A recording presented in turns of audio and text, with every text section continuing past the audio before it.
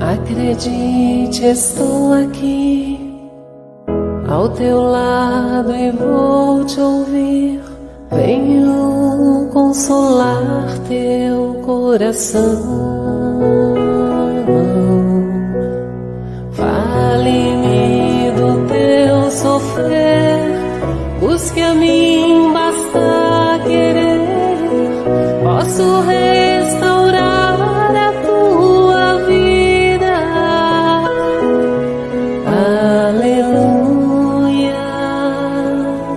aleluia, aleluia, aleluia.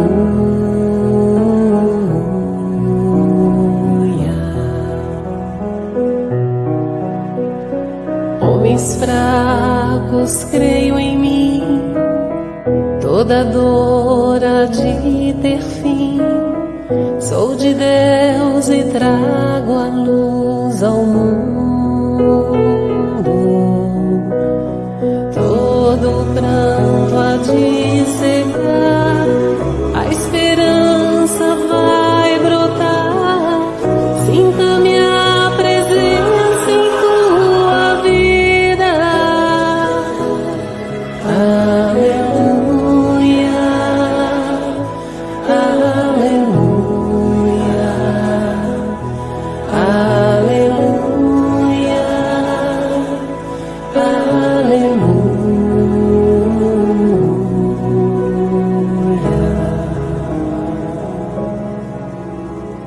Sou Cristo Consolador, mensageiro do amor.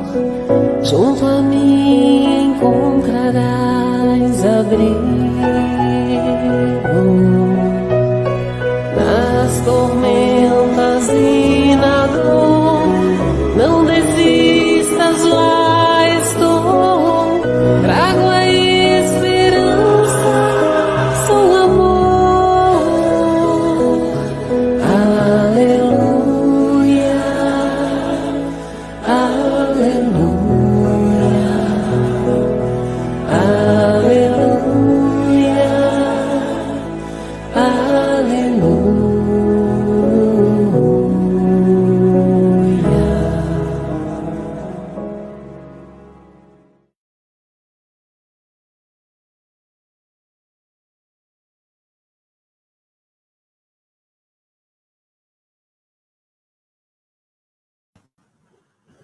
Olá, muito boa noite, muita paz, muita luz a todos, que seja uma noite muito abençoada, cheia de luz e conhecimento para todos nós.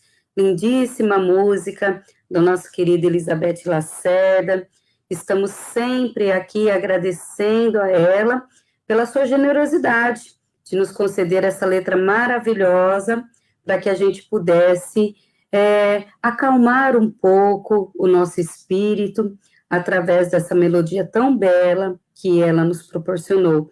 E também vamos agradecer ao nosso técnico, Paulo Marzanati, lá de Macatuba, que está sempre cuidando aqui dos nossos vídeos, das nossas vinhetas. Muita gratidão a todos. Bem, eu sou Andressa Bispo, aqui da cidade de Barra Bonita. Esse é o programa Na Era do Espírito, e todas as terças-feiras nós fazemos esse programa com a intenção de levar um pouco mais de doutrina espírita para os nossos corações, os nossos lares, a nossa vida cotidiana. Essa semana e a outra, a live ela vai ser feita de sexta-feira, por uma questão de agenda, tá, gente? Então, essa semana e a outra nós estamos fazendo às sextas-feiras. Deixa eu já falar boa noite aqui para o Dirceu, boa noite, Dirceu, boa noite para a dona Maria Helena, sejam todos bem-vindos. Para você que está chegando agora, também deixe o seu boa noite aqui nos comentários, e depois vocês participem com perguntas ou dúvidas, ou até mesmo com comentários sobre o tema proposto. Antes da gente chamar o nosso convidado para lá de especial, eu queria fazer o convite já para amanhã, às 2 horas da tarde. Nós estaremos realizando um seminário tratando sobre as mulheres. Afinal de contas, domingo é Dia das Mães. Não tem como a gente não tratar desse tema tão importante e tão interessante, ser mulher. Não é verdade? O que é ser mulher nos dias de hoje? Como me comportar segundo o Evangelho determina? E eu, Mariana Trevisanuto, Simone Sofner e Melissa Pedrola estaremos amanhã batendo um papo, fazendo algumas reflexões, e no finalzinho a gente vai fazer uma homenagem muito bonita para todas as mamães, tá bom? Então fica o convite, amanhã às 2 horas, aqui pela página do NEP, V de Jesus, a gente vai postar o link. Essa transmissão vai ser feita no canal da Melissa Pedrola, o MPP, Autoconhecimento e Reforma Íntima, mas eu vou deixar o link aqui no canal, na Era do Espírito e do NEP V de Jesus. Boa noite, Ana Maria, seja bem-vinda. Fiquem todos conosco até o final, porque a conversa hoje vai ser muito boa. Por falar em conversa boa, vou chamar nosso convidado. Paulo, boa noite, Paulo, seja bem-vindo. Boa noite, Andressa. Boa noite a todos que nos acompanham. Um abraço a todos aqueles que venham a ver esse vídeo em outro horário, né? Então, eu quero agradecer aqui, inicialmente, de todo o coração, a Andressa, ao NEP V de Jesus, o Portal Na Era do Espírito, por esse convite para retornar aqui a esse ambiente, e para mim é uma grande alegria, uma grande honra.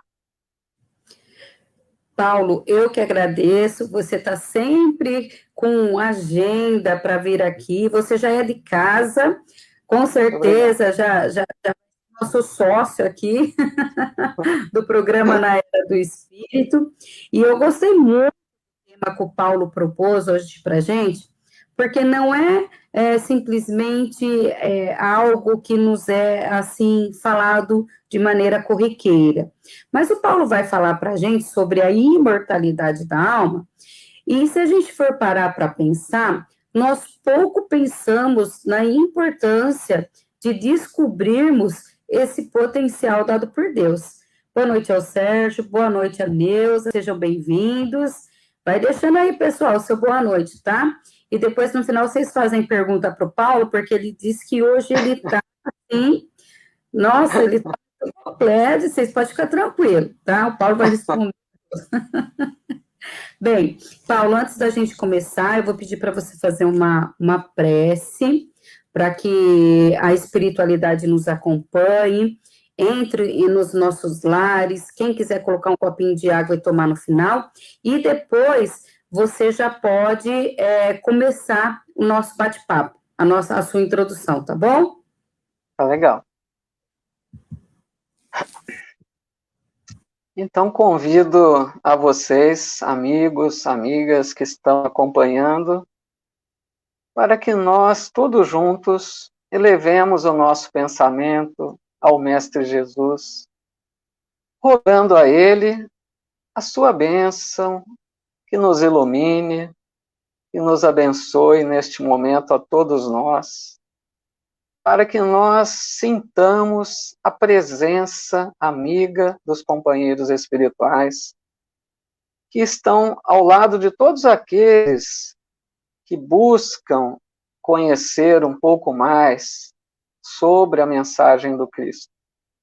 E nesta hora possamos sentir esse amparo silencioso que nos convida a buscarmos cada vez mais conhecer a mensagem que liberta, que consola, que ilumina a todos nós. Em nome de Deus e de Jesus, iniciamos então mais essa tarefa de hoje, com muita alegria, com muito amor. Então, o nosso tema de hoje, imortalidade da alma. A minha fala de hoje está baseada em torno do capítulo 2 do Evangelho segundo o Espiritismo, que é o capítulo Meu Reino Não É Deste Mundo. Então, vou buscar ali alguns pontos mais importantes desse capítulo para a gente fazer uma reflexão em torno desse tema que eu creio que é essencial para a gente cada vez mais, né, além de conhecer sobre o assunto, que a gente vá interiorizando esse assunto, essa questão da imortalidade, para que a gente viva efetivamente, né, mais feliz, mais integrado às leis divinas. Então, para começar, eu creio que é essencial nós primeiro falarmos sobre a existência do espírito, porque só vamos reconhecer a imortalidade se tivermos a consciência, né, a plena convicção da existência do espírito. Então, Allan Kardec, no Livro dos Espíritos, na questão número 76, ele pergunta aos benfeitores espirituais: que definição se pode dar dos espíritos? E a resposta: pode dizer-se que os espíritos são os seres inteligentes da criação, povoam o universo fora do mundo material. Com essa resposta, né, em outras palavras, nós podemos deduzir que os espíritos são as almas dos homens, que desencarnam, que passam pela morte do corpo. Toda vez que alguém passa pela morte, que desencarna, liberta a alma que estava ali habitando aquele corpo temporariamente. E o interessante é que esse espírito, né, que liberta do corpo, volta ao mundo espiritual, ele retorna ao mundo espiritual da forma como ele era aqui. Não vai haver uma mudança brusca. Ele continua com as suas tendências, com seus gostos, com seu grau ainda de apego à matéria, né, se não trabalhou muito essa questão. Não há, assim, uma transformação muito grande. Ninguém se transforma só porque passou pela morte. Então, assim, nós vamos perceber, na vida espiritual, em contato com a obra de Allan Kardec, principalmente, que há espíritos bons, como há espíritos ainda maus, né? Ainda porque sabemos que ninguém fica eternamente mal, ele vai progredir também, e todos se tornarão bons um dia também.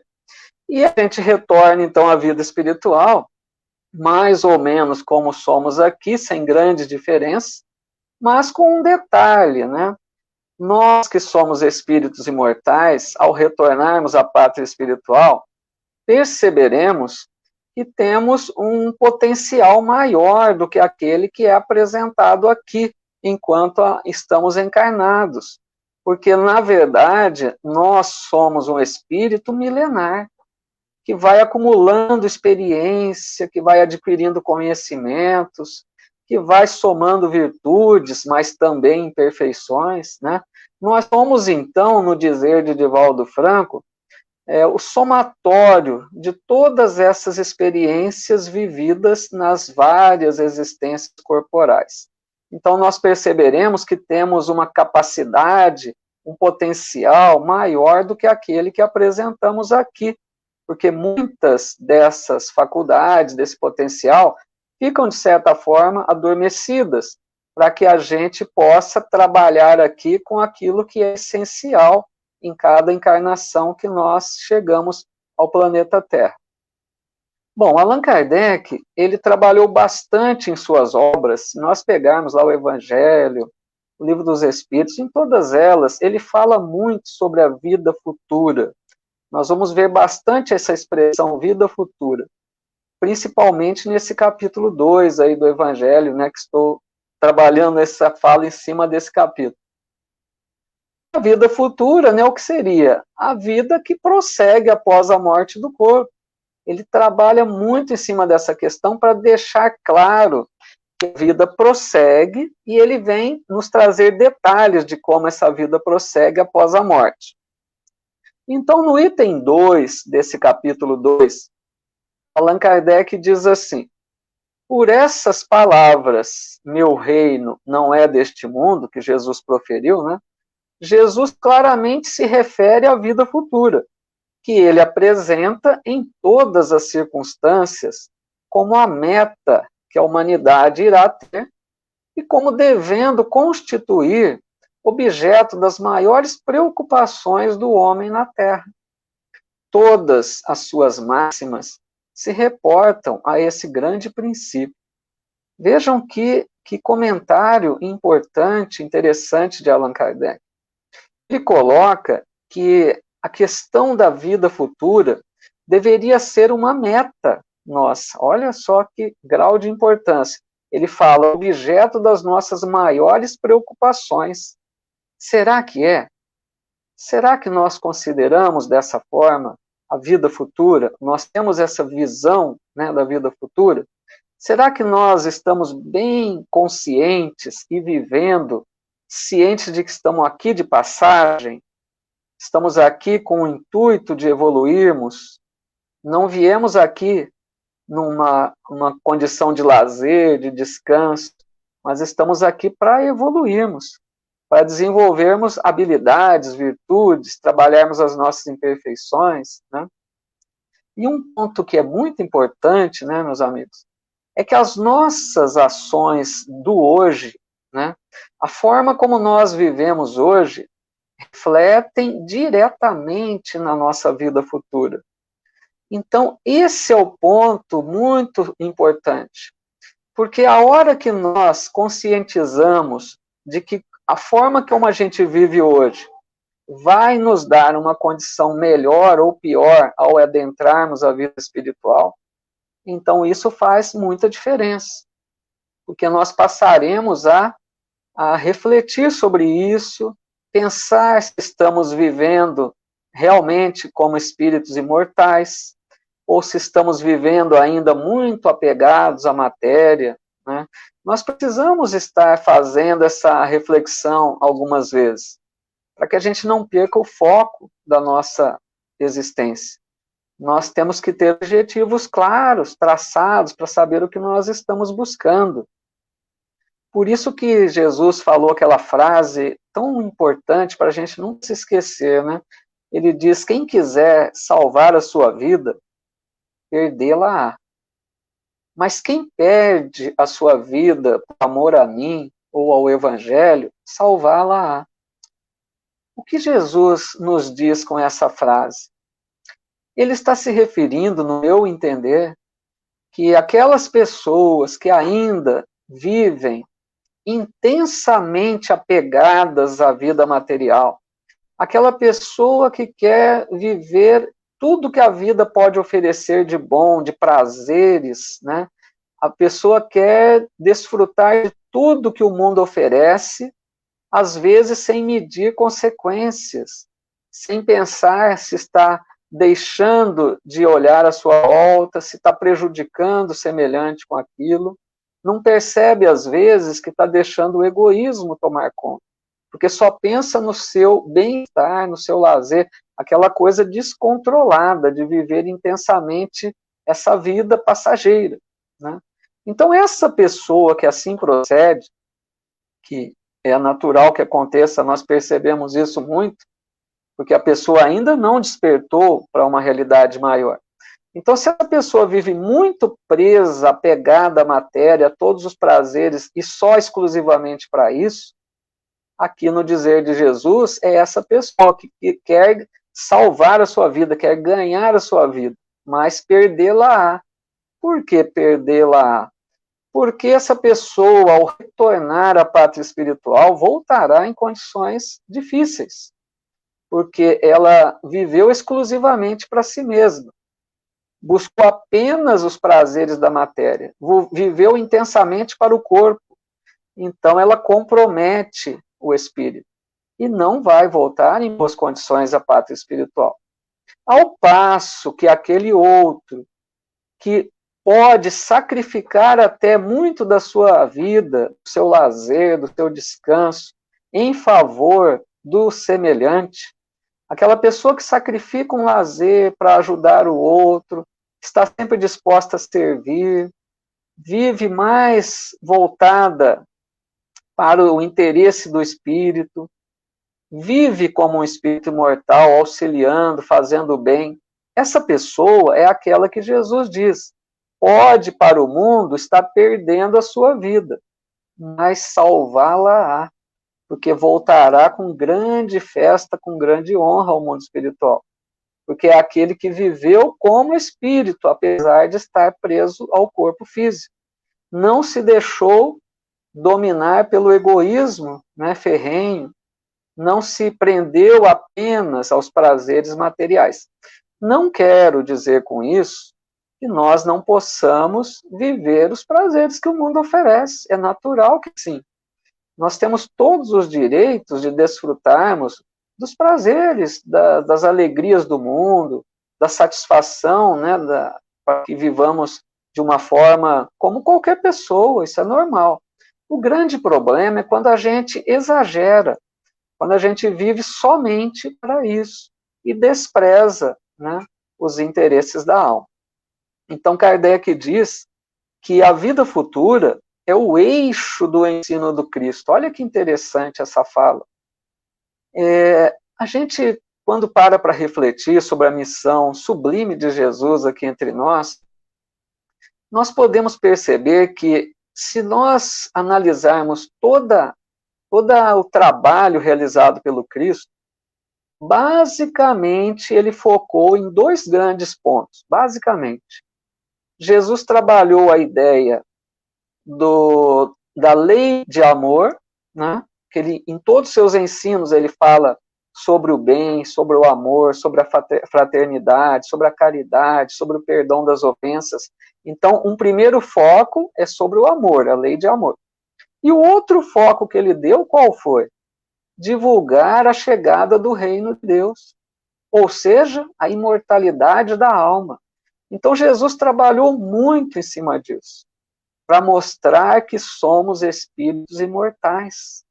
Então, por isso que Kardec diz que é o eixo do ensino do Cristo.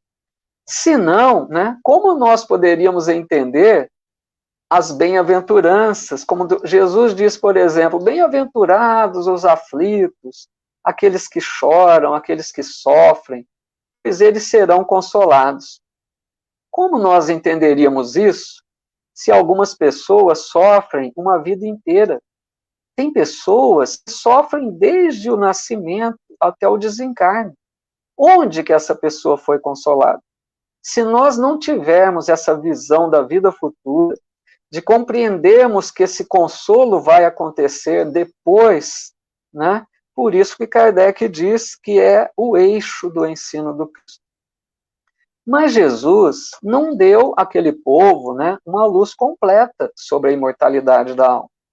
Aquele povo não tinha, os judeus da época não tinham condições de assimilar detalhes maiores sobre essa questão. Então Jesus não entrou em detalhes, como a gente vê lá no item 3 desse mesmo capítulo 2, Allan Kardec comenta: Jesus, porém, confirmando seu ensino com o estado dos homens de sua época, não julgou conveniente dar-lhes luz completa, percebendo que eles ficariam deslumbrados, visto que não a compreenderiam.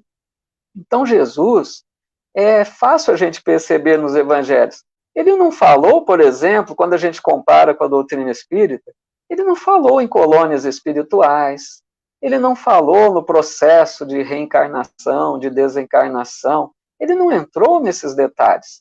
Ele semeou verdades dizendo da realidade da vida após a morte. Mas ele não entrou em detalhes, porque aquele povo não tinha condições de assimilar isso. Os judeus da época, eles tinham ideias muito vagas, muito imprecisas a respeito de tudo isso. Para ter uma ideia, eles acreditavam que os anjos eram seres criados de forma diferente dos seres humanos.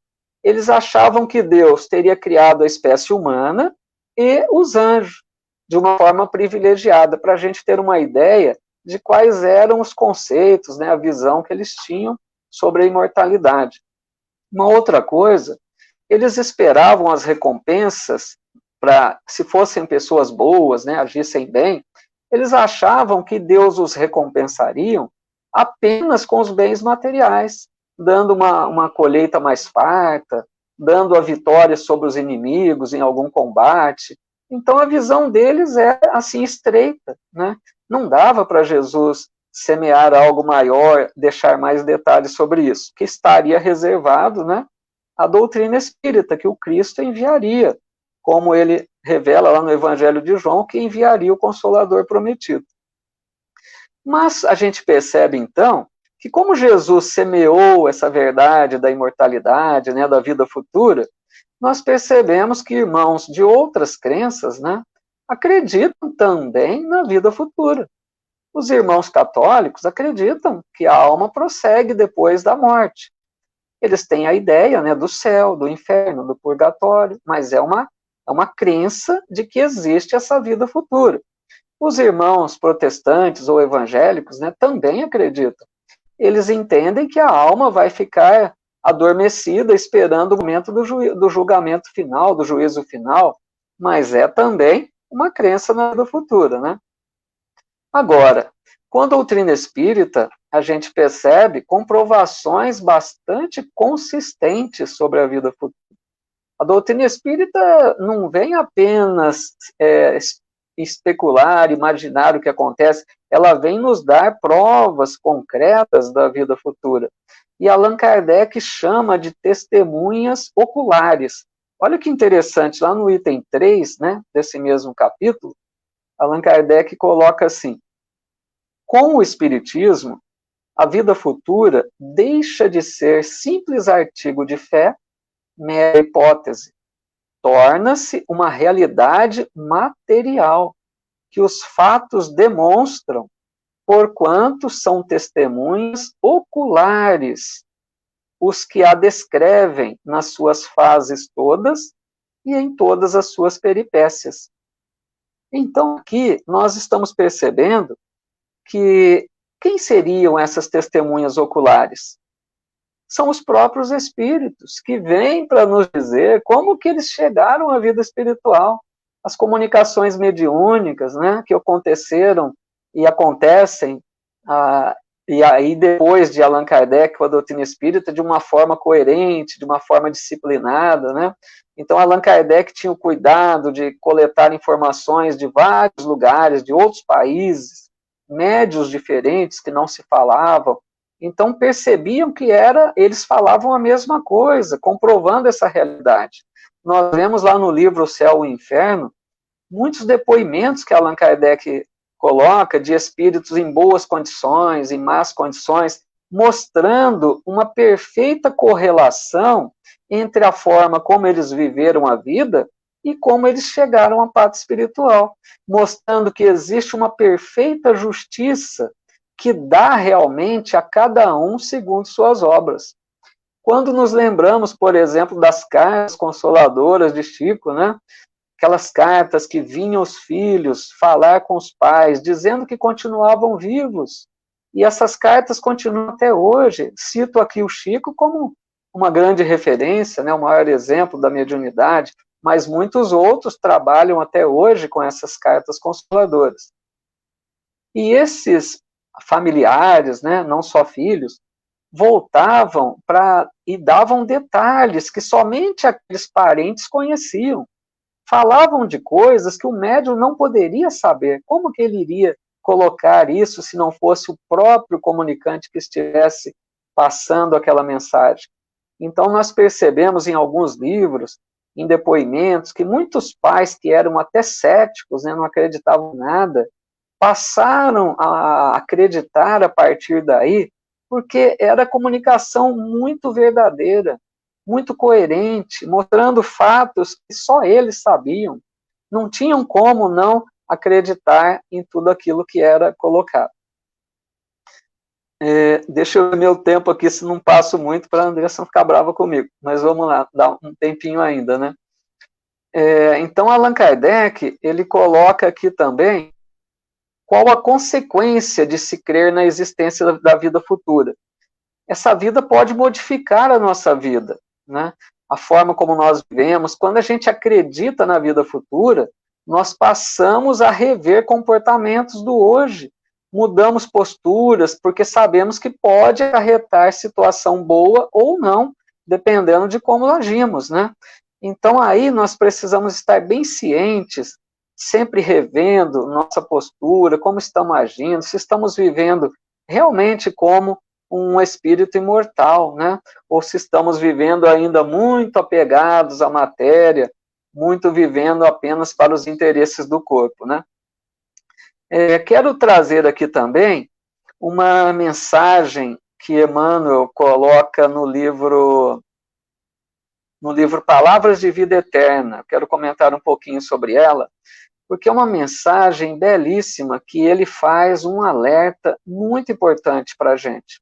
É a mensagem 104, que ele intitula Existimos. Eu vou só comentar alguns trechinhos dessa mensagem para a gente ver a importância dessas colocações de Emmanuel. Ele diz assim, então: em sentido espiritual, viver é algo diferente de existir. Vejam bem, a pedra existe, a planta existe, o animal existe, mas a vida é a experiência digna da imortalidade. O que ele está dizendo com isso? Que o que se pode contar por vida realmente nessa condição de experiência digna da imortalidade são os dias que nós estivemos despertos durante a nossa existência aqui na Terra. Se nós pudéssemos olhar para trás a nossa história de vida e pensarmos quantos dias da minha vida aqui na Terra eu estava plenamente desperto para essa realidade espiritual. Eu vivi realmente como um espírito imortal. Eu não fiquei cego diante dessa realidade. Esses dias, coloca Emmanuel, são os que nós efetivamente vivemos. Olha só que sério. Os outros, nós existimos. Porque ele coloca que existe diferença entre existir e viver plenamente essa vida mais nobre. Aí ele acrescenta: há muita gente que se esfalfa, perdendo saúde e possibilidades em movimento vazio. O que é isso? Quando a gente perde dias e dias da nossa existência a troco de nada. Não estamos realizando nada de útil, de bom. Estamos deixando a vida nos levar. Nos deixando levar por vícios, né? Por apegos exagerados. Então nós vamos perdendo saúde e possibilidade de realizar algo de bom. Continua ele: quando não se mergulha nas tramas do mal, que é pior ainda, entretecendo reencarnações dolorosas. Então Emmanuel diz: quantas pessoas destroem o cérebro, escrevendo sem proveito, gerando ideias perturbadoras com seu escrito, né? Inspirando às vezes crueldade ou negação. Quantos outros que aniquilam as horas, falando a esmo, ferindo corações, magoando.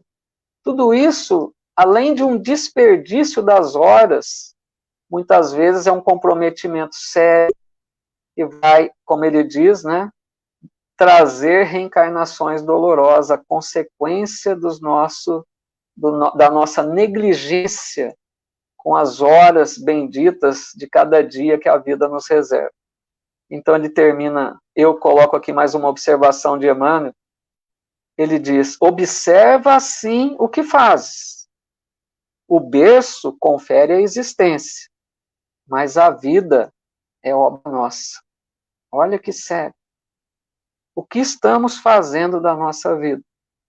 Então, concluindo, né, essa minha fala aqui inicial para passar as perguntas, a imortalidade da alma, né, pessoal? a gente pode considerar que é o maior presente que Deus nos concede. Se nós pararmos para pensar que nós não morreremos jamais, nós não morreremos, quem morre é o corpo. Nós vamos viver para toda a eternidade. Só que é muito importante nós analisarmos como que está a questão do entendimento da imortalidade em nós. Porque às vezes nós conhecemos, nós sabemos que a vida prossegue, nós acreditamos nas colônias espirituais, na vida espiritual, mas isso está apenas como um conhecimento arquivado em nós. Isso aí não transformou a nossa vida. Não interiorizamos esse conceito muitas vezes. Por isso que explica muitos espíritas que têm um desespero ao falar da morte. Ele acredita, mas ele não digeriu aquilo, ele não interiorizou, ele não vive isso, ele acredita apenas. Então não tem nada errado, nós estamos num processo de aprendizado, de evolução, mas precisamos parar e refletir sobre isso, que a gente precisa interiorizar esse conceito, entendermos e vivermos como espíritos imortais, para que a gente tenha cada vez mais tranquilidade, paz, serenidade, para entendermos que vamos viver para todo sempre. E eu volto então com a Andressa, se tiver aí alguma pergunta para continuar. Obrigada, Paulo. Olha, pergunta eu acho que sempre tem, né, Paulo? A gente está falando de algo que é tão natural para a gente que passa desapercebido, né? Naquele livro do Leon Denis, Depois da Morte, quando ele começa a tratar sobre as primeiras religiões espiritualistas, eles vão falar ele vai falar dos celtas e dos druidas, ele nos conta que a ideia que eles tinham da imortalidade da alma era tão grande que eles emprestavam dinheiro, sabendo que se o cara não pagasse nessa vida, na outra o cara ia ter que pagar. Né? Porque eles acreditavam fielmente que... Uma certeza, né? Sim, iria ter um novo reencontro, né? Aquilo ia ficar gravado no subconsciente do espírito, não do corpo, do espírito. E com certeza, numa nova situação, esse problema iria se desenvolver novamente. E eu penso que o problema da vida futura, ele é tão relevante quanto o problema da gente respirar, né? Se a gente está vivo ou não. Por quê?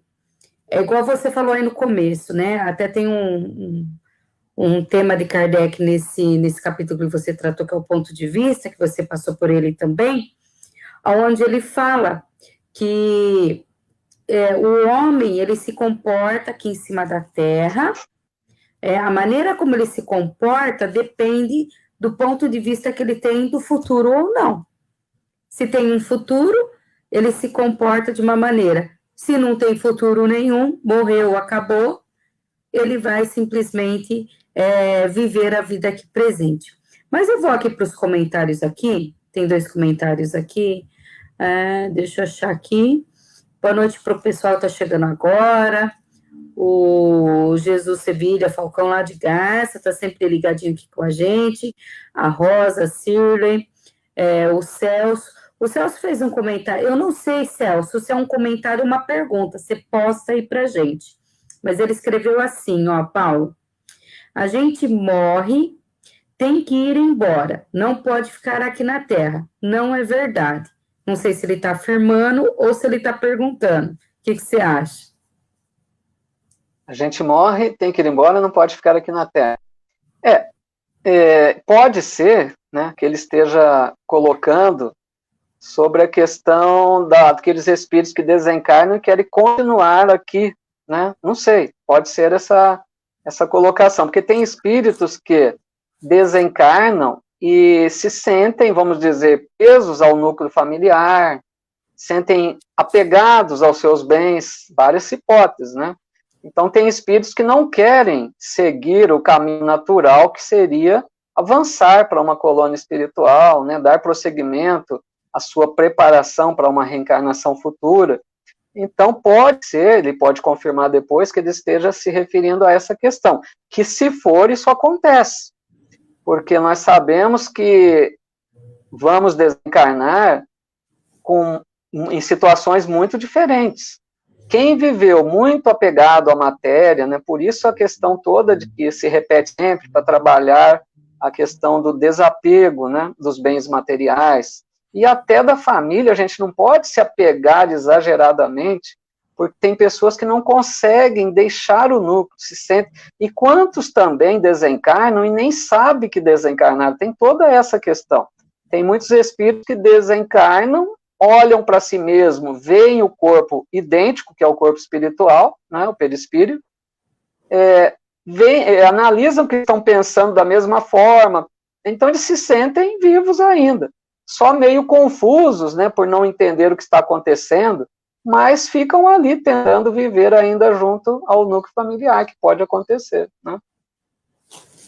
Sim, e eu acho que vale a gente lembrar também que é mais comum do que a gente imagina o desencarne e o espírito não avançar, ele ficar aqui na crosta, né, terrestre aqui. Ele está no ambiente, né, no plano espiritual, mas ele ainda está no ambiente familiar, no ambiente doméstico, justamente por essa questão que você falou do apego às coisas ou às pessoas. Então, ele não segue. Tem outro comentário aqui também, da Ana Maria Andrade, e ela colocou assim, ó, aquele que dispõe do que usufrui a favor do próximo, caminha consolidando a própria paz. Simples assim. Pode comentar. Muito, muito bom comentário, né? Essa é a nossa meta, viver, né? Não apenas para nós mesmos, mas vivemos em função da lei de amor, né? Porque é uma questão muito interessante essa, porque nós vamos entendendo que nós todos, sem exceção, temos a centelha, nós somos, né, a centelha divina, temos a centelha divina em nós, o amor divino está em cada um de nós. Quando Deus cria o espírito, a base é o amor. Só que é como se nós tivéssemos que lapidar uma pedra bruta, né? Durante a encarnação, durante as várias encarnações, né? Nós vamos trabalhando para lapidar isso, para trazer essa luz, porque nós todos somos luz, temos o amor em nós, mas nós precisamos trazer isso à tona. Então, quando nós conseguimos viver em sintonia com essa mensagem de amor, quando nós conseguimos enxergar o semelhante como um irmão e fazemos tudo que está ao nosso alcance para auxiliar, para vivermos fraternalmente, nós estamos plenamente entrosados com a lei divina, e assim é lógico que teremos a paz e a ventura, né, que tanto buscamos, que está, como no dizer de Francisco de Assis, é dando que se recebe, né? É o grande ensino aí. E é morrendo que se vive para a vida eterna, né? Pois é. Então. Agora eu vou colocar aqui o comentário do Paulo, e depois deixa eu colocar aqui, Celso, que ele completou aqui, ó. Certo. A palavra que eu falei, e disse que tem que ir embora, não pode ficar aqui na Terra. Eu acho que ele está afirmando, né? Que realmente, né, é prejudicial. A pessoa desencarna e fica aqui grudado, ainda não... né, deixar os mortos enterrar seus mortos. Pode comentar, Paulo. Essa questão aí, né, que já comentamos um pouco, como a Andressa até coloca, essa fala de Jesus é bem coerente com esse estudo que estamos fazendo aqui hoje, né? Porque Jesus disse para um moço, né, que pede a ele que permitisse que ele fosse enterrar o pai. Sim. Jesus, então, diz a ele, deixe os mortos enterrar seus mortos. É lógico que Jesus não estava sendo insensível de não permitir àquela pessoa um ato de piedade filial, de auxiliar, de prestar as últimas homenagens àqueles despojos, né? Mas Jesus queria deixar um grande ensino, porque quando a gente compara a vida aqui na matéria com a vida espiritual, a vida aqui é como se fosse uma morte, né? A vida verdadeira é lá. Então é estranho, né, que nós nos dizemos os vivos e os mortos do lado de lá, sendo que na verdade é o contrário. Aqueles que estão na parte espiritual são os vivos. Nós é que estamos mortos ainda, né?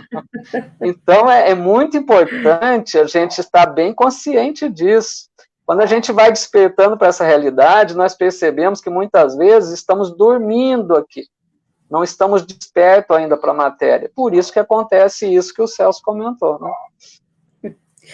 Eu acho que a maioria de nós, né, Paulo, nós vivemos ainda o sono de Lázaro, né? Sim, em catalepsia, em letargia profunda diante da vida. Mas eu vou colocar aqui agora o comentário do Sérgio. Ele fala assim, ó: eu penso que estamos patinando nos sentimentos como orgulho e egoísmo, e vivemos sempre ao longo da vida nesses sentimentos. A continuação da vida futura, é uma continuidade do que somos hoje, crianças. É interessante seu comentário, né, Sérgio? Boa noite. Porque os espíritos dizem mesmo que os dois maiores males que afligem a humanidade são o egoísmo e o orgulho, né? Sabemos disso. Agora, nós estamos no processo constante de trabalhar em cima disso. Então, nós não podemos imaginar assim, ou tem ou não tem. Nós temos que imaginar que existem graduações do egoísmo e do orgulho. Tem pessoas que têm muito egoísmo, muito orgulho, não conseguiu se trabalhar isso ainda. E tem outros que têm, mas já é menos, porque é um processo, né, constante de melhoria. Nós não vamos de um dia para o outro deixar de ter egoísmo e deixar de ter orgulho. Então, essa colocação que o Sérgio faz, realmente, a gente continua, a gente desencarna, carregando conosco esses sentimentos, essas imperfeições. Mas, a cada nova existência, como os Espíritos nos dizem lá no Livro dos Espíritos, nós damos um passo, né, no progresso espiritual. É como se fosse uma grande escada que a gente sobe um degrau, se não ficarmos estacionários, né? Mas a ideia é que nós estamos trabalhando, melhorando, e é muito importante refletirmos que no intervalo das encarnações, no mundo espiritual, nós desenvolvemos uma preparação boa. Quem aproveita bem esse tempo, né, se prepara para reencarnar, programa, né, faz um planejamento reencarnatório, onde vai ter situações para trabalhar as imperfeições, que tenha possibilidade de melhorar nessas questões. Então, é um processo contínuo e constante que nós estamos desenvolvendo, e importante que a gente esteja desperto para isso. A hora que a gente percebe que estamos sendo muito egoístas, né, como que a gente consegue trabalhar isso? Fazendo o contrário. Todas as vezes que nós somos caridosos, nós estamos trabalhando o egoísmo. Mesmo que a gente comece forçando um pouco, eu acho que é melhor. Que você comece a exercitar, né, atos de bondade, de prática do bem, mesmo que seja ali de início forçado, a gente vai trabalhando isso, e cada vez que a gente enxerga mais o outro, a gente deixa um pouco de pensar em nós mesmos. Em relação a isso que você está comentando aí com o Sérgio, me veio uma questão aqui na cabeça, aqui, Paulo, porque a gente fala da pluralidade das existências, né, da nossa evolução contínua, de reencarnação e reencarnação, mas eu gostaria que você explicasse aí para o pessoal aí, como é que pode o homem evoluir dentro dessas vidas sucessivas, se ele não tem nenhuma lembrança do seu passado, se ele não traz com ele na vida presente nenhuma memória do que ele foi, das suas qualidades, até mesmo dos seus defeitos, para que ele possa corrigir. Como é que funciona isso daí, Paulo? Pois é, o esquecimento do passado, muitas pessoas até alegam dessa forma que seria algo prejudicial, né, segundo algumas opiniões. Mas nós já sabemos de todos os benefícios que o esquecimento traz. Seria impossível conviver com um familiar que está dentro do próprio lar se pudéssemos saber, se de repente percebêssemos que somos inimigos do passado. Como que haveria um entendimento, né? Uma boa convivência se nós lembrássemos de tudo? Então Deus, muito sábio, e tudo que faz é perfeito, fez dessa forma, porque o esquecimento não quer dizer um obscurecimento total, que nós não tenhamos nenhuma intuição, nós não tenhamos nada que vem conosco, né, uma voz íntima, aquela coisa da consciência, algo que desperta lá no nosso íntimo. Então é lógico que se a cada nova encarnação que passamos pelo mundo espiritual, nos preparando, nos conscientizando, nós temos, quando isso é bem aproveitado na parte espiritual, por isso que é importante a gente reforçar, como a gente vê, um grande exemplo que eu cito é André Luiz, que chegou em tão péssimas condições ao mundo espiritual e progrediu tanto pelo seu esforço, pelo seu interesse. Quando o espírito está desperto, que ele quer melhorar, ele se prepara muito no mundo espiritual. E aquilo vem tão forte que é como se o esquecimento do passado não bloqueasse totalmente. Ele traz aquelas intuições, aquela voz íntima que leva para um novo comportamento, para uma nova atitude. Está muito sedimentado nele aquela nova intenção, uma nova forma de ação, né? Então isso não é totalmente obscurecido, não fica totalmente apagado, porque senão, como que a gente ia perceber a evolução constante das gerações? Cada geração é visível o progresso, né, de cada nova geração que vem, porque existe essa continuidade, esse elo de ligação entre as existências. Tudo aquilo que a gente já adquiriu, a cada vez vamos progredindo, né, e assimilando mais ainda, tá? Isso é verdade, até acabei de colocar que a Ana Maria comentou, né, Deus, sua sabedoria infinita, não nos permite lembrar do passado. Olha, eu confesso para você, viu, que se alguém perguntar se eu quero ver minha ficha reencarnatória, eu vou dizer que não, que deixa eu começar daqui em diante mesmo, porque se a coisa não está boa hoje, imagine antes. Pois é. Mas o Celso, ele confirmou aqui que foi aquilo que ele falou mesmo, sobre a questão então tá bom. E ele faz outro comentário aqui, mas antes tem um comentário da Carolina de Jesus. Só que antes de entrar no comentário dela, que ela vai perguntar aqui sobre a questão do Covid, né, onde estão os internados, viu, Carolina? A gente já vai falar do seu comentário, da sua pergunta. Mas você citou André Luiz, e eu lembro que em uma das obras de André Luiz, não me lembro qual obra, mas André Luiz, ele relata de uma colônia que ele foi visitar, chegou lá, tinha um lugar muito grande, como se fosse um armazém muito grande, e onde estavam vários espíritos em sono, dormindo. E ele ficou espantado, e ele perguntou para o instrutor, mas o que é isso que eu estou vendo aqui? E aí ele explicou que as pessoas em vida na Terra que acreditavam nesse sono profundo depois da morte, assim se encontravam e ficavam no plano espiritual.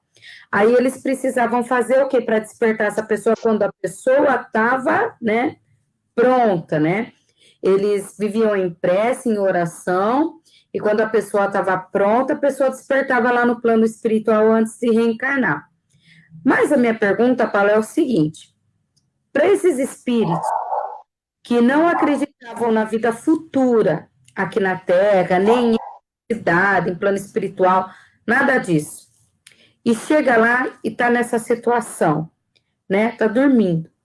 Como é que é a imortalidade dessas pessoas? Como é que fica a questão da imortalidade? Porque quando a gente fala em imortalidade, a gente já pensa logo no sinônimo vida.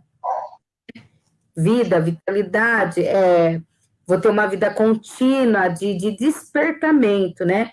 Como é que fica? Então, isso se não me engano, ou é o livro Os Mensageiros ou Missionários da Luz, eu estou aqui um pouco em dúvida qual dos dois seria.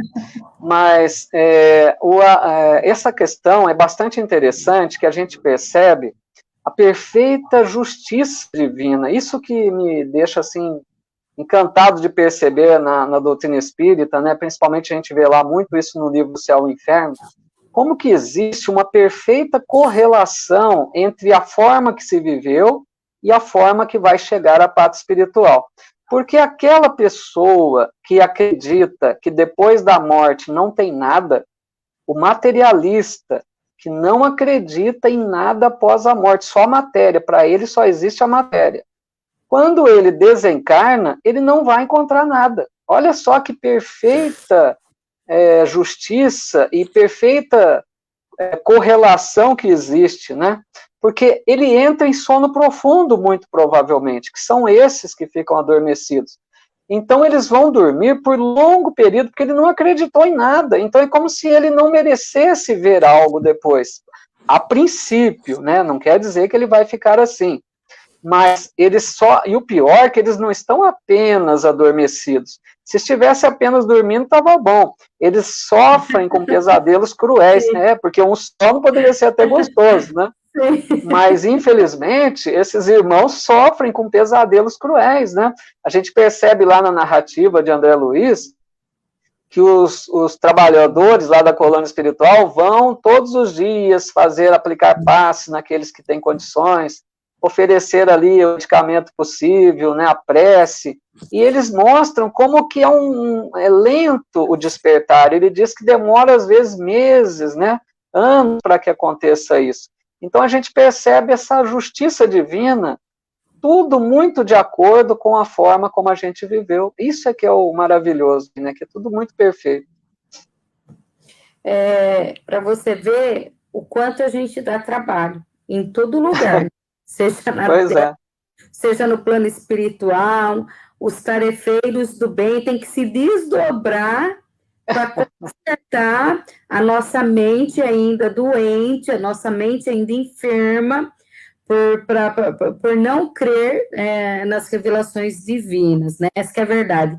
A gente não crê no Evangelho, a gente não crê nas palavras de Jesus, a gente fala que não, eu acredito, mas a gente não sente, não trabalha isso, né, Paulo, igual você falou. Agora eu vou aqui na pergunta da Carolina, senão ela vai me xingar, que ela diz, Paulo, os que estão desencarnados por Covid estão nos planos? É um resgate coletivo? Essa questão, né, tem sido bastante colocada, né, nessa época, e nós precisamos entender que estamos vivendo uma época, né, essa pandemia afetando todo o planeta. Todos nós estamos enfrentando uma expiação, uma provação coletiva, né? Todos nós estamos sujeitos a passar por uma situação aflitiva dessa, e muitos aí, estudiosos da doutrina, né, colocam que aquela pessoa que não agiu com negligência, né, durante esse período, que está se cuidando, mas que de repente contrai o vírus e acaba desencarnando, essa pessoa que não fez nada para que, né, tivesse que passar por isso, muito provavelmente essa pessoa estava dentro de um planejamento de desencarnar por volta desse período. Poderia ser de outra forma, né? Mas como estamos nessa época que tem também essa ação do vírus, pode ser que essa pessoa desencarne por esse motivo, né? Então, assim, pode ser situação de uma tarefa que terminou, um período previsto para essa existência, né? De uma forma ou de outra, essa pessoa acabaria desencarnando, mas aí a gente precisa também destacar a questão que a gente percebe muito hoje na nossa convivência, que é muito sério, a questão da negligência de muitas pessoas, porque muitos não se cuidam, não respeitam as normas que são passadas, e podem, então, ou eles mesmos desencarnar por negligência, ou transmitir para outros. Aí nós percebemos a responsabilidade que se tem, né, isso aí vai ser algo que é imputado a esse espírito encarnado. Porque essa pessoa que age com negligência, ela está assumindo uma dívida perante a lei divina, porque é como se nós, com as negligências que cometemos com o corpo, através de excessos, de vícios, que acaba desencarnando precocemente.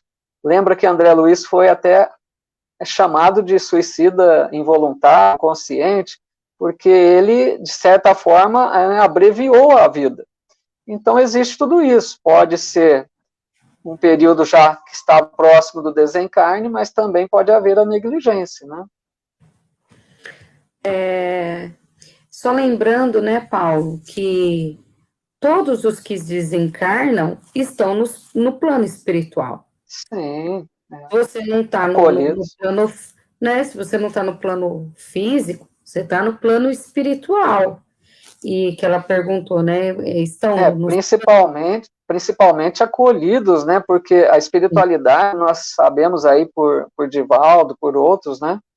Que a espiritualidade está trabalhando intensamente nesse período, né? Para oferecer o melhor a todos, para acolher aqueles que estão desencarnando, para que seja o menos traumático possível. Então, aqueles que passaram por isso sem buscar esse problema, né? Não foram negligentes, terão toda assistência, né? Estão amparados, estão auxiliados, para que fiquem bem. Então, o que precisa muito é que os familiares também mantenham-se em paz, porque nós sabemos o quanto que o desespero de um familiar pode afetar o desencarnado.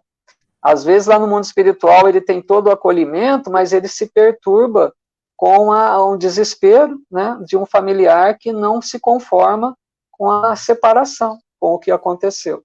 Então, o cuidado que nós devemos ter para enviar pensamentos tranquilos, orar por eles, né, lembrar com saudade, que derrama, mesmo que a gente derrame lágrimas, normal. Se é uma lágrima de saudade, que é algo que lembra coisas boas, é ótimo. Agora, quando a lágrima é de revolta, de inconformismo, aí vai acabar perturbando esses entes queridos. Outra coisa que eu acho que a gente tem que ponderar também é que esse desencarne, quando a gente fala que ele é coletivo, não é só para quem partiu esse abalo, esse karma, né, que o pessoal fala. O sofrimento é para todos nós, para quem ficou também. Então, não foi porque nós não desencarnamos que nós não estamos dentro desse karma coletivo. Porque vira uma bola de neve, todo mundo sofre. Eu perdi um ente querido, eu tô sofrendo, né, Paulo? Eu perdi alguém conhecido, eu tô sofrendo. Eu vi o sofrimento de outras pessoas que viram seus familiares ir embora, né? É só a gente dar uma olhada para o mundo agora, para o Brasil, ver o quanto o mundo se abalou com todo esse vírus, para a gente perceber o quanto todos nós somos solidários, o quanto todos nós reagimos e agimos uns sobre os outros. Então, o karma é coletivo? Sempre, mas nunca só para quem foi, também para os vivos. Outra questão também que eu queria falar aqui para você, Paulo, é o seguinte: o Emmanuel, aqui no Consolador, fizeram uma pergunta para ele sobre essa questão de desencarne, dos suicidas, e ele fala assim: tirando o suicídio, todas as mortes são pré-programadas pelos os nossos amigos espirituais.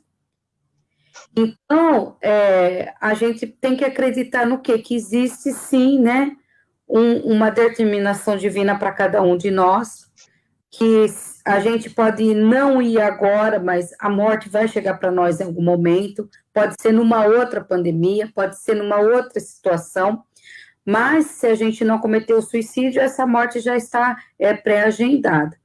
E eu vou buscar aqui qual que é o número da questão e a pergunta certinho, depois eu falo. Mais uma pergunta que eu queria fazer aqui para a gente, já se encaminhando para o final, é uma pergunta que está aqui no Livro dos Espíritos, é a pergunta 125, que os espíritos, o Kardec pergunta para os espíritos que enveredam pela senda do mal poderão chegar ao mesmo grau de superioridade que os outros? Por que Kardec faz essa pergunta, né, Paulo? Porque tem espírito que quer se melhorar, né? Quer ficar no mal. Eu acho até bonito uma fala de Emmanuel, que ele diz assim, que o espírito só consegue ver a luz quando ele cansa da sombra. E tem muito espírito que ainda não cansou da sombra. Então, os espíritos respondem assim, sim, mas as eternidades lhe serão mais longas. Eu gostaria que você explicasse um pouquinho para quem está nos ouvindo, o que são essas eternidades? Quer dizer, o espírito vai ficar sempre lá, perdurando no mal e sempre vai ter uma imortalidade nessas consequências? É bem interessante isso, né? Porque essa colocação às eternidades, né? Ele está se referindo basicamente à ideia de que um espírito que se encontra nessa situação é como se para ele não visse a luz do fim do túnel, como para ele fosse uma coisa que não soubesse quando terminaria.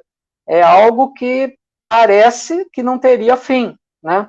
Eu até me recordo aí, quando você começou a comentar, de um exemplo bastante marcante, que está na obra de André Luiz, no livro Libertação, que fala de um espírito, né, chefe das sombras, lá de uma cidade nas trevas, que é o Gregório. Gregório era um espírito altamente inteligente, mas voltado ao mal, não que dominava espíritos menos, né, desenvolvidos, e ele comandava ali nas trevas, e ele vivia muito, ele ficou muito tempo nessa situação. Se não me engano, eu acho que ele ficou em torno de 500 anos para reencarnar, por volta disso. E chega um momento que os benfeitores, né, um espírito de um feminino que acompanhava ele, que teria sido uma mãe no passado, ela diz que estava no momento propício para resgatá-lo do mal, porque ele já estava mostrando um certo tédio, né? Então ele era tão mal, mas chega uma hora que o espírito até se cansa daquilo. E aí é o momento que os trabalhadores do bem vão atuar para trazê-lo, né, de volta à sua evolução, porque é como se ele tivesse paralisado a jornada evolutiva. Ele parou, ele ficou ali por um tempo longo, né, no mal, voltado ao mal, como se fosse essas longas eternidades aí. Mas chega um momento que ele vai encontrar novamente um sentido, né, para retornar à sua jornada evolutiva. Eu gosto bastante, né? São os dragões, né? Os dragões da espiritualidade inferior. Eu gosto bastante, adoro esse livro Libertação, porque ele vai tratar para a gente que existe sim no plano espiritual consequências sérias daquilo que nós fizemos aqui na Terra, né? Das pessoas que não buscaram a Deus, não quiseram ver a luz, só fizeram maldade, que se sentiam prazer, né? Se equivocaram. Então, quando a gente fala assim, não existe nem o inferno, nem o céu, isso está dentro da gente.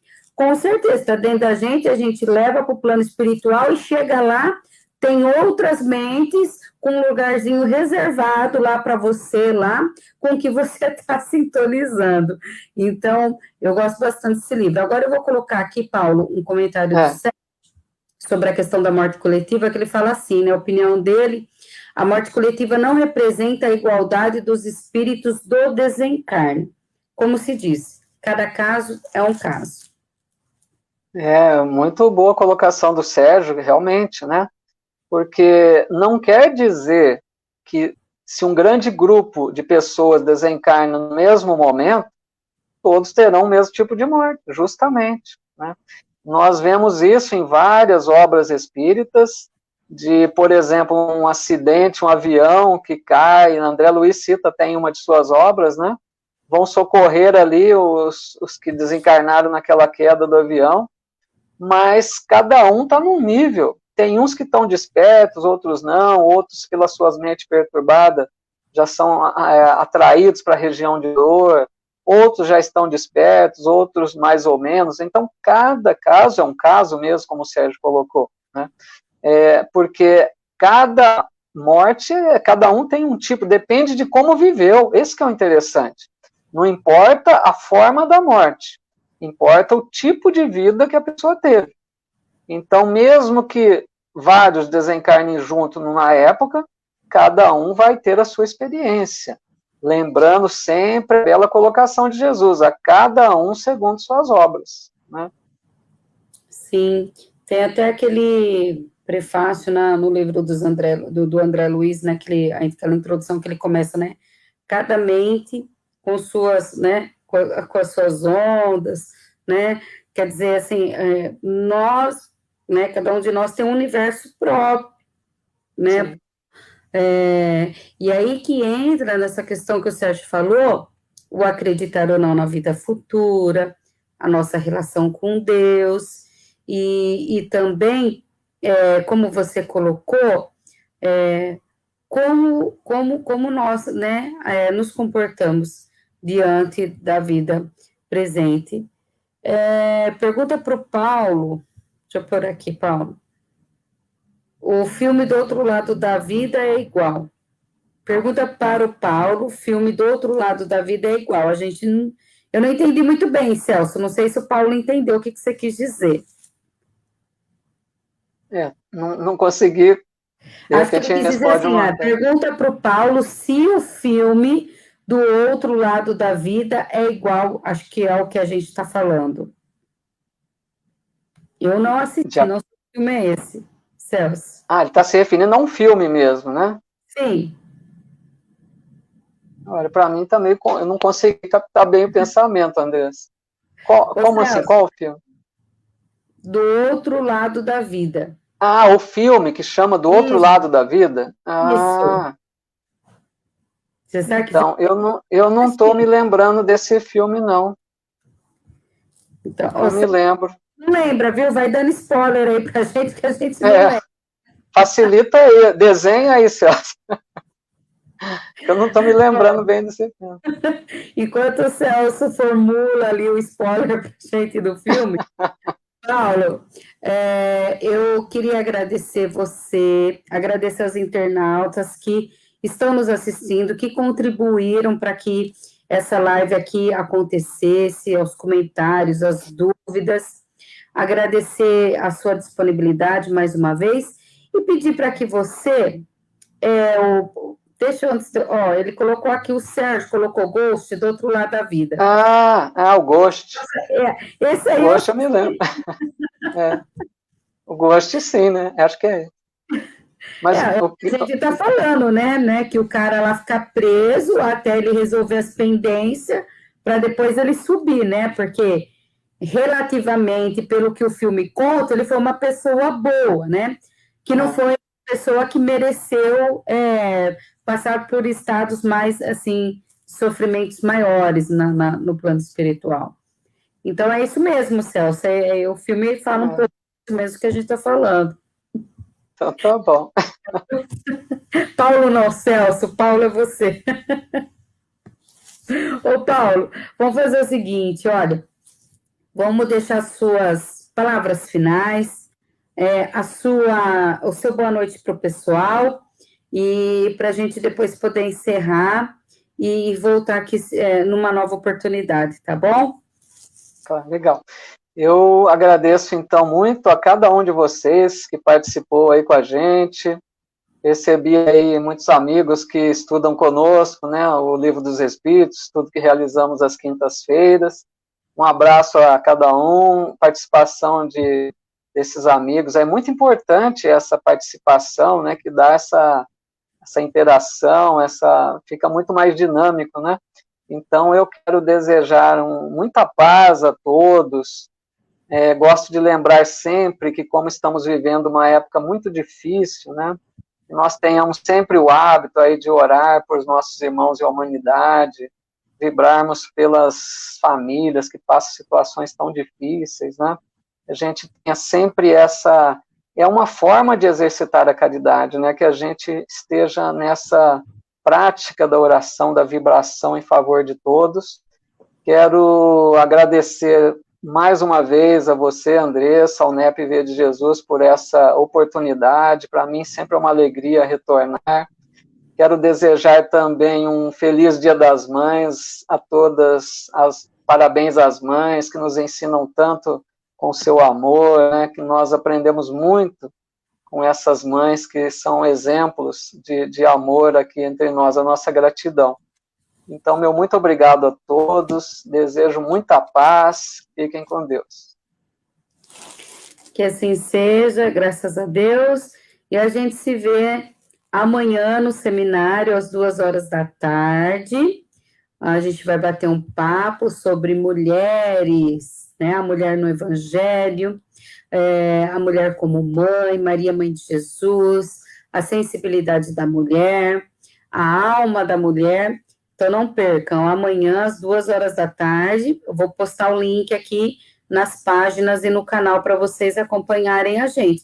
E, é claro, depois participar, né, com perguntas ou comentários. Fiquem todos com Deus e até a próxima sexta. Tchau, tchau.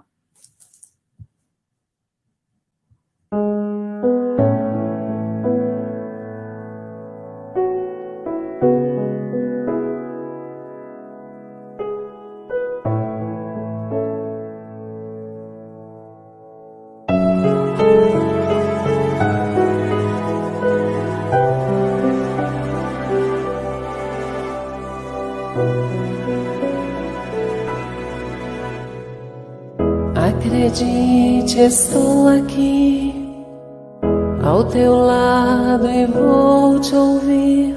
Venho consolar teu coração. Fale-me do teu sofrer, busque a mim, basta querer. Posso restaurar a tua vida. Aleluia, aleluia, aleluia, aleluia.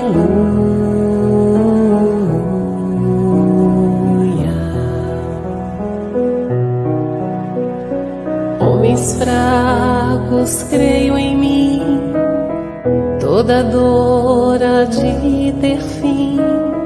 Sou de Deus e trago a luz ao mundo. Todo pranto há de secar.